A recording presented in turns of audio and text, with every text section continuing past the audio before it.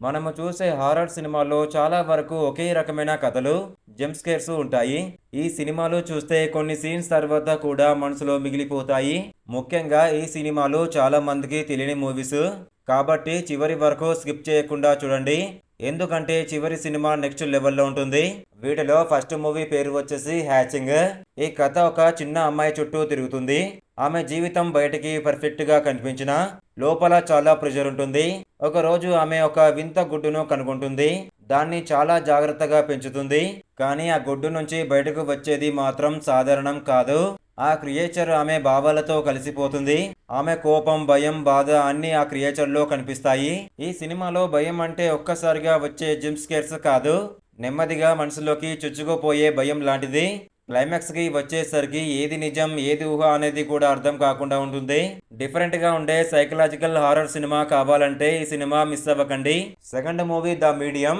ఈ కథ థాయిలాండ్ లో జరిగే ఒక కుటుంబం గురించి ఉంటుంది. ఒక అమ్మాయి మీద దేవుడు ప్రవేశించాడని వాళ్ళు నమ్ముతారు. మొదట్లో సినిమా డాక్యుమెంటరీ స్టైల్లో సింపుల్ గా ఉంటుంది.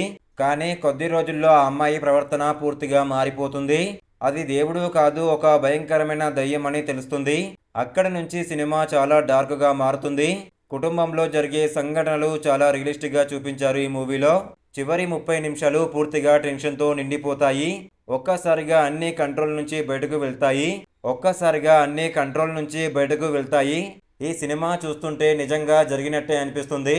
ప్యూర్ హారర్ అనుభవం కావాలంటే ఈ సినిమా తప్పకుండా చూడాలి. థర్డ్ మూవీ పేరు వచ్చేసి ఇన్ కనెక్షన్. ఈ లిస్ట్ లోనే అత్యంత డేంజరస్ సినిమా ఇదే. ఈ కథ ఒక అమ్మాయి తన కుటుంబంపై ఉన్న శాపం గురించి ఉంటుంది. ఆ శాపాన్ని తొలగించడానికి ఆమె చేసే ప్రయత్నం. కానీ ఇక్కడ ట్విస్ట్ ఏమిటంటే ఈ సినిమాలో మనం కేవలం చూసే వాళ్ళు కాదు, మనల్ని కూడా శాపంలో భాగం చేసినట్టుగా ఫీల్ వస్తుంది. కొన్ని సీన్స్ లో సినిమా నేరుగా మనల్ని అడ్రస్ చేస్తుంది. మనమే ఆ కథలో ఉన్నట్టుగా అనిపిస్తుంది. చివరి 20 నిమిషాలు మనసును పూర్తిగా కదిలిస్తాయి. సినిమా అయిపోయిన తర్వాత కూడా ఆ ఫీలింగ్ వెంటాడుతుంది. వీక్ హార్ట్ ఉన్న వాళ్ళు ఈ సినిమాను ఒంటరిగా చూడకండి. ఈ 3 సినిమాల్లో మీకు ఎక్కువ భయం కలిగించినది ఏది? ఇంకా ఇలాంటి తెలియని హారర్ సినిమాలు కావాలంటే కామెంట్లో చెప్పండి. ఇంకా ఇలాంటి కంటెంట్ కోసం మన ఛానల్ని సబ్స్క్రైబ్ చేసుకోవడం మర్చిపోవద్దు.